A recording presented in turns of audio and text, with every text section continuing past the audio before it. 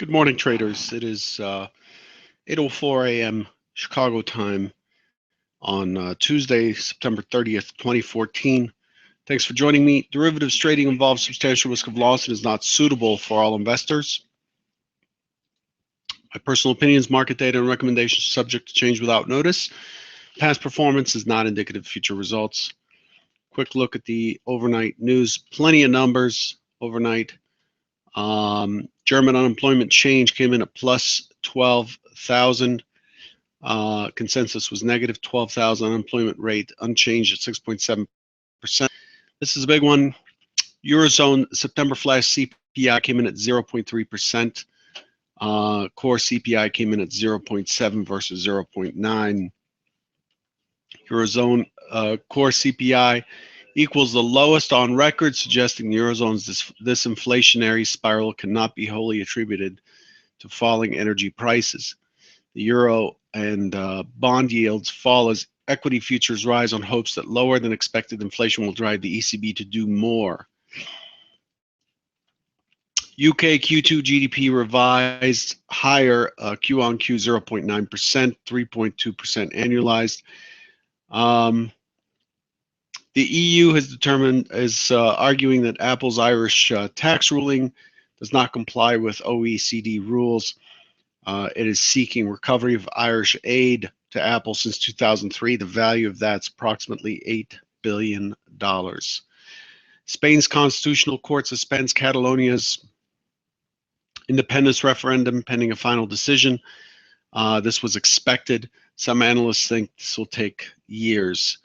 PIMCO's total return fund downgraded to bronze analyst rating from gold by Morningstar.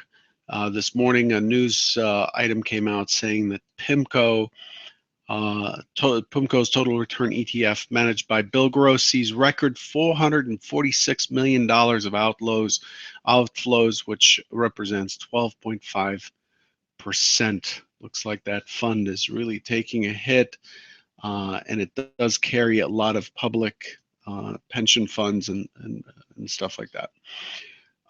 So very interesting there, something to keep an eye on. It's not a Lehman Brothers situation or Bear Stearns situation, but it's a very quick deterioration on that fund. Japan's August unemployment was below expected, came in at 3.5% versus 3.8. Retail sales beat at 1.9 versus 0.5, and industrial production missed at negative 1.5 versus plus 0.2. China's September final HSBC PMI manufacturing missed 50.2 versus 50.5.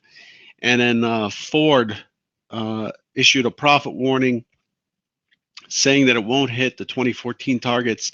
Sees a pre-tax at 6 billion versus prior 7 to 8 billion. Shares ended negative 0.7% yesterday.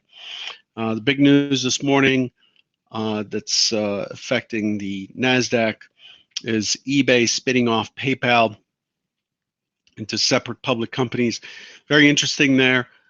This causes a pop in the NASDAQ, which helped boost the market higher here.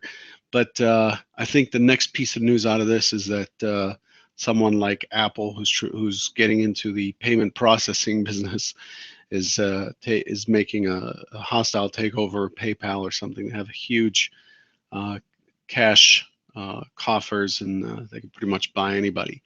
But I thought that was interesting that was a move they were making. Today, looking ahead at the numbers, this doesn't look right. Yeah. So today we have at 8:45, and by the way, this number comes out earlier for subscribers. Chicago PMI September expecting 62. At 9 o'clock, we have consumer confidence index at 92.5. At 9:30, we have Dallas Fed Services. And then at 11, USDA quarterly crop report for Q3 is expected to come out at 11 Central. As far as speakers, Fed's Powell neutral speaks on government debt panel in Washington at 9:45 a.m. and the BOE's Miles, who's a soft dove, speaks at London School of Economics. As far as auctions, 10:30 Central today, 4-week T-bill auction. That's what's on for today. Let's look at what the market has done. But first, I want to look at this fundamentals chart here. Some of you are familiar with this chart. This is the S&P Cash Index. This is a channel that's been around for quite some time. I've adjusted a little bit, but overall, it helps keep me grounded on what's really happening. As you can see here, this last turn down by the market is not looking too unusual. We're still in a firm uptrend. You can see the channel pushing from way back in June of 2013. It actually extends farther out. You can see here it goes way out. Since early 2012, late 2011, that we've been in this uptrend. I just don't want to extend the channel out. So right now, this turn here is nothing unusual as far as I can tell at the moment. It is still hovering around the midpoint of this channel and is still away from the lower boundary. The thing to notice here is the green line that you see here is the number of stocks that are making 52-week highs on the New York Stock Exchange. The red is the number of stocks making 52-week lows on the New York Stock Exchange. You can see here that we've had instances where the red was way higher, and those actually created a good base for a run on the S&P. At its lowest point, the New York Stock Exchange new highs, 52-week highs, reached 15. The last time it reached 15 was quite some time ago. I exported these results to look at when the last time was that we were that low on the 52-week highs, and that was August 27th of 2013, and before that, May 12th, May 18th, 2012. So if we look at those times, August 2013,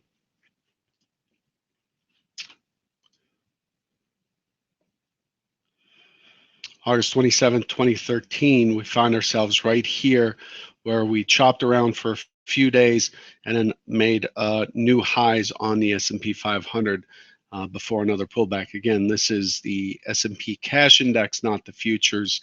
When I scroll back to May 18, 2012, I see the same thing. So in general, my point is that this is not unusual right now. This does not, I know there's been a lot of talk of the economy faltering with the problems in Europe and so on, and it is concern. But overall, I'm seeing this as a standard normal pullback. Nothing really to fret about here. I'm not seeing an excessive put-call ratio. I'm not seeing a tremendous drop in net issues or net volume or anything like that. This seems to be a run-of-the-mill pullback, and generally the market trades lower to do what? The market advertises lower prices to entice buyers to step into the market. Okay, so let's look at what we did yesterday. Yesterday, for those who were at the Trader Bite in the morning, the expectation was we would open slightly out of range at the time, and the expectation was for it to find responsive buyers and to push through. And when and I discussed that if it does push through into if it does push through the 6250 area, which I expect it to be the first obstacle, then we're looking for responsive back up into where we finished on Friday. And that's basically what happened. We tested lower early on, open auction out of range. Interesting, I don't see my opening swing high. open auction out of range, and then it found its buyers, pushed initially to Friday's low, which was 59.50 by a tick. One tick failed auction, rotated down to the midpoint, which is this blue line right here, midpoint in VWAP, and then it started to breach into Friday's range for a quick test. Week puts in a week high, has the biggest rotation down of the day, holds on for a bit. It looks like it's failing to go back in right here, 59.50. I read this as a potential short down into the 1948 target I'd mentioned yesterday, but it only rotated 2 points before it came back to put in a week high. So at this point, once I saw the week high being put in at a double top at the IB high, the goal was to stalk along and hold for a run up towards 70.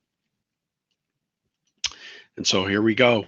Retest 59 quarter, and then it breaks to 62.75. This high volume node here from Friday, and once that's taken out, watch how this works.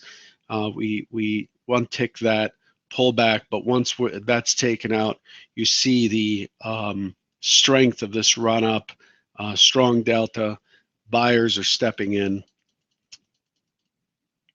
and it actually attains its goal ultimately. So it takes a while, but it ultimately starts to push towards this LVN zone. Once it's in the LVN zone, the expectation is it would test through to the other side, which is 73.25. It stopped 2 ticks short of that in the afternoon, and then pulled back to the mid. Here's the pullback to the mid right on the dot, at a 2.5 point rotation, retest again. The market's trying to stay bid, and it manages to do so. So until the close. But overall, it did accomplish what I'd expected. Didn't quite get to 75.50, 75.75, but that's a lot to expect on a buy day.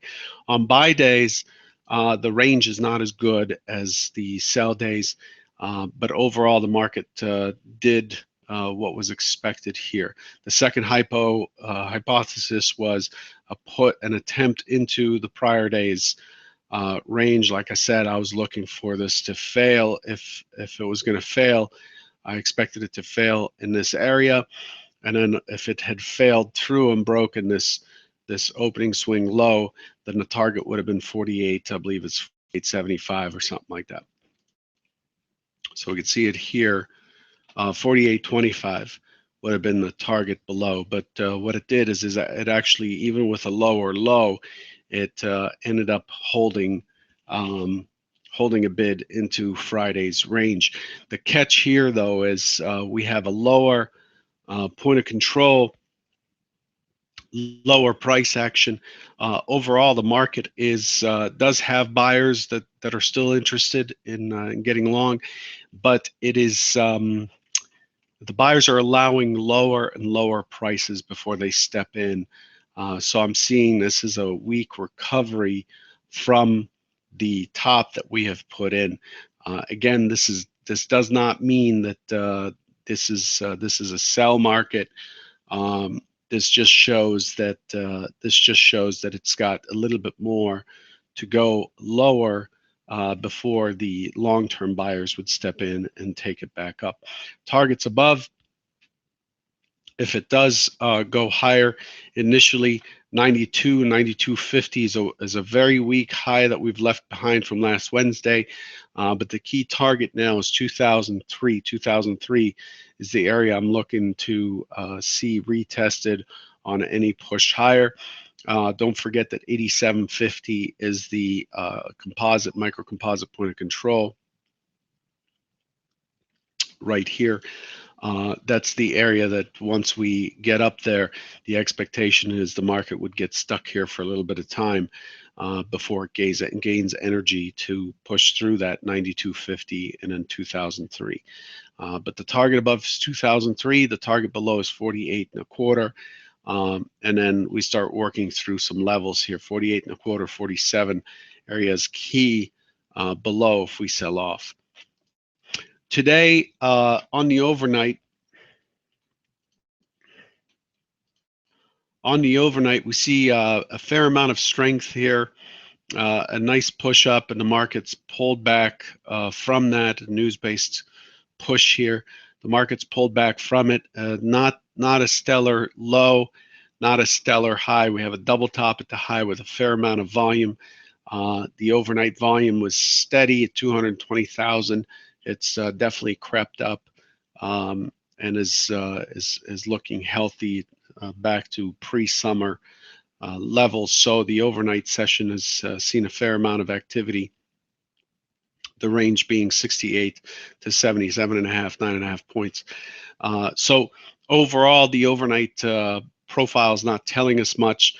There's a fair amount of resistance up in the 70, 74, 50, 76 area initially. It has pulled back. We'll see where it ends up in the next 10 minutes before we have a better idea of whether 68, the overnight low, or the overnight high is going to make first on the overnight stat. It looks like the overnight low has an easier path, especially since we're seeing responsive selling at this point. If we look at this, the market's pushed to 77.50, still 1970 below is the point of control, and we're back into the range. So depending on what it does over the next 10 minutes, we may see it rotate. My expectation for today is selling, looking for selling to step in and take this down, back down into the 6250, that high volume node, which left us with an LVN yesterday, and the swing low before the rally into the close. So it might test this value area range today. I expect the overnight low to be broken first, but we'll see what happens once the market opens. Again, it's really advisable to just wait and see who is the stronger participant, which is the stronger side, before you stake your money in the market. Remember, you're placing bets just like you would on a poker table, based on your anticipated the anticipated probability of getting the right cards that would beat out everyone else in the game. So you're not trying to, the good news is in the markets, you're not trying to beat everyone else on the table. You're just trying, your goal is to, you're not trying, but your goal is to take a calculated risk with a view on what is more likely or what is more probable. Is it more probable that the market will rotate back to the value area and take out the overnight low to fulfill that stat, or is it more probable that it would test a little bit, get responsive for a bit, and then start to push higher and take out the 7750 high and start moving up towards the 8750 point of control? I don't know what's more likely here. I think, given the way it's traded recently, I expect this to be responsive and to find sellers on the open and drive down to 70 and probably 68 and down to 64, 75, and so on, to test this this value area. But we'll see what happens. So my goal is to just stand aside at the open, wait for that PMI number, get that out of the way, and then look at which side is stronger and trade from that, trade from a position of strength, with the goal of getting my scale outs as quickly as possible.